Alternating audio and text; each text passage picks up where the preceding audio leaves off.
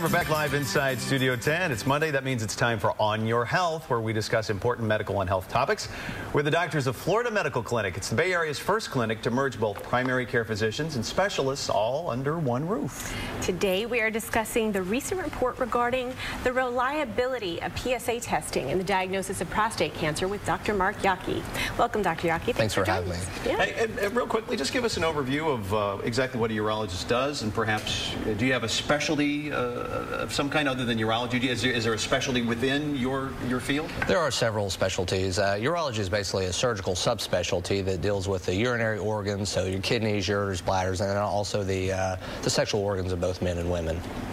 So urinary tract infection, you wouldn't wish those on an enemy. No, they're awful. Not at all. Not at all. Some women are more prone to them than others, it seems. What are some ways that you can make sure that you avoid those? Things you can do, just make certain that you're urinating frequently. That's a primary way to not get a urinary tract infection. Should you really drink 8 glasses of water a day? It does help too. The more you urinate, the less likely you are to have a urinary tract infection. Okay. So. Tend to be nurses, school teachers, people that hold their urine for a long time and don't void. They can tend to have a little bit more. I hold mine. TMI. I know, but I do. Yeah. It's bad. I'm doing other things. Are we there yet? Are we there yet? So, but you can, just like anything though, you can, is it possible to drink too much water?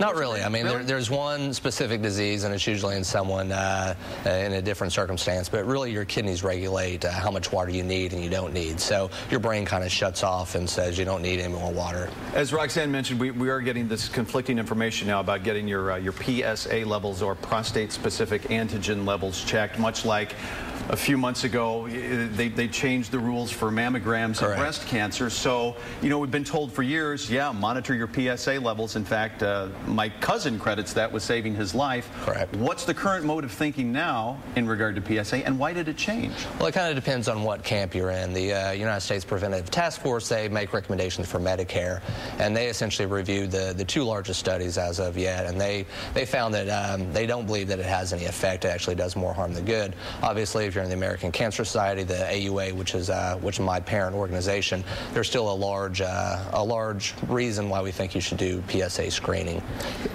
Can you tell us some of the latest technological advancements that are going on right now in terms of the study of prostate cancer and prevention? Yeah, absolutely. So the PSA actually came out in 1979, and kind of certainly in the urologic oncology community, people have known it's not been the best test. They've been trying to tweak with velocities and doubling time, things like that. But there's some gene tests, gene markers that they're looking at, and what you're essentially trying to find is something that's going to find your high-grade cancers that are going to shorten a man's life and kind of leave those insignificant prostate cancers that really aren't going to have an effect on a man. But we don't have that test yet, and it's not there. So then exactly what is the PSA level? What are you looking for? Is a high level bad? Do you need a low level? What is that exactly? Actually, and this is one of the things that came out, there's no safe PSA. There's men with a PSA that's between the 0 and 4, which is just a reference range. It has no bearing on your risk of cancer.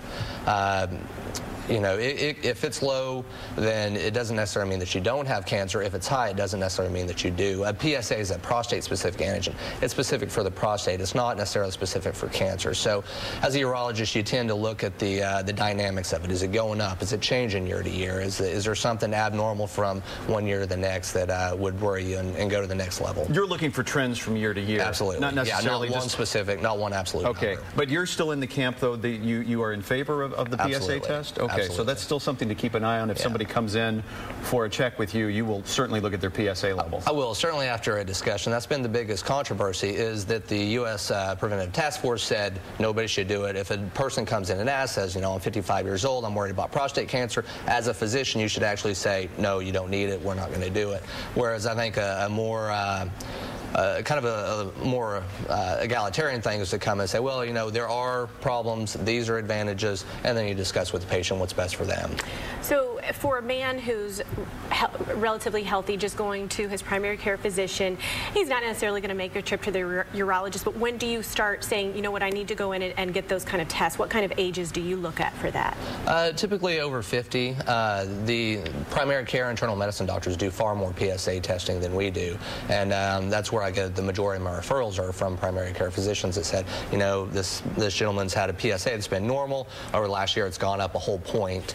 no reason to explain it, and that's kind of where I get the consultation. Is it still possible to, and you expand on this if the answer is yes, is it possible to get a false positive with a PSA? Absolutely, and that's one of the main criticisms of it. It's not specific enough to say this man has cancer or this man doesn't.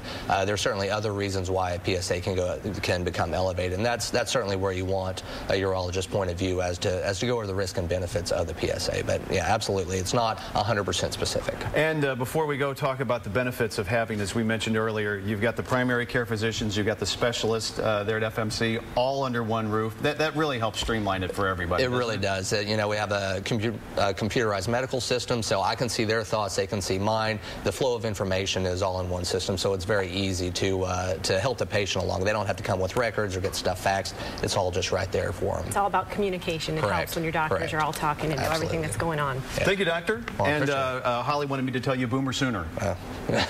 Appreciate that. There you go. Hey, if you'd like to learn more about the latest advances in patient care and medical research, by all means visit Florida Medical Clinic online at floridamedicalclinic.com. While you're there, you can locate the office nearest you, learn about their doctors, and even request an appointment. Coming up next. Great gift ideas under $50 when Studio 10 returns. This segment was sponsored by Florida Medical Clinic.